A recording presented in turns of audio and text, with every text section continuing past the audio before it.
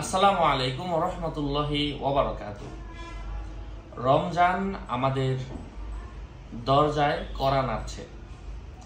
তো এমন তো অবস্থায় আমরা কি প্রত্যেকবারের মতো এইবারও আমরা কি আসলে পরিকল্পনা করব নাকি বাস্তবায়ন করব? পরিকল্পনা নাকি বাস্তবায়ন, এটা হচ্ছে আজকে আমাদের আলোচনার মূল বিষয়। রমজান নিয়ে আমার পরিকল্পনা কি এবং আমি কি বাস্তবায়ন করতে চাচ্ছি। পরিকল্পনা বলতে আমি বোঝাতে চাচ্ছি, আপনাকে জিজ্ঞাসা করলাম, ভাই রোজা কি সবগুলো রাখবেন, অথবা ভাই আমার মেয়ের বিয়ের দাওয়াতে আপনি কি আসবেন? আপনি বললেন ইনশাআল্লাহ। তার মানে এর অর্থ হচ্ছে আল্লাহ যদি চায়, অথবা আমি চেষ্টা করব, মানে আপনার নিয়তটা অত পাক্কা না।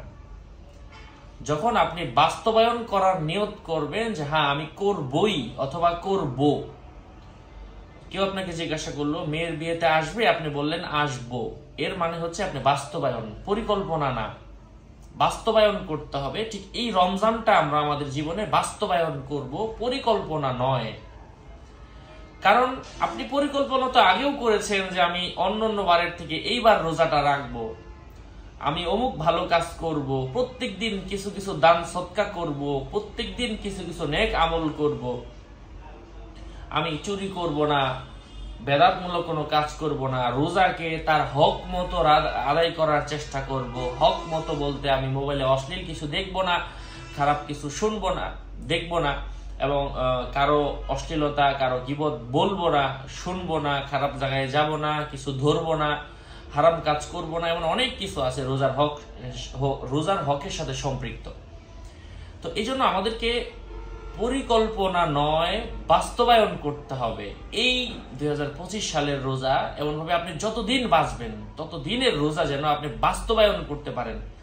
আপনি ভেবে দেখেন, ক্যালেন্ডারের সময় অনুযায়ী এখন 2025 চলছে, কে কতদিন থাকবে কেউ জানে না। আপনি সামনের বছরের রোজা পাবেন কিনা এটাও কিন্তু আপনার অজানা। এমন রোজার আগে আমি এই ভিডিওটা দিচ্ছি, আমি কি রোজাটা রাখতে পারবো কিনা এটাও কিন্তু আমার অজানা। যিনি ক্যামেরাম্যান আছে সেও জানে না যে সে এই বছর রোজাটা রাখতে পারবে কিনা। সে জীবিত আছে তো কি হয়েছে, যে কোনো সময় যে কারণে তো চলে আসতে পারে।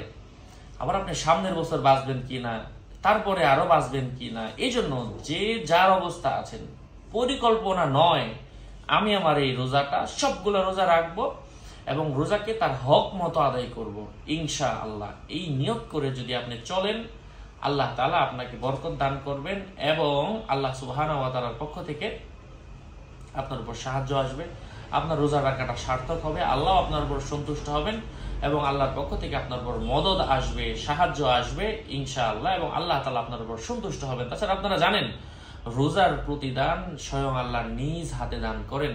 আল্লাহ বলেন আসসাওমু লি ওয়া আনা আজজি বিহি, রোজা আমার জন্য, এর স্বয়ং প্রতিদান আমি নিজে আল্লাহ তোমাদেরকে দিব। আল্লাহ আমাদেরকে বোঝার তৌফিক দান করেন। সাদকায়ে জারিয়ার নিয়তে ভিডিওটা শেয়ার করে দিবেন। আসসালামু আলাইকুম ওয়া রাহমাতুল্লাহ।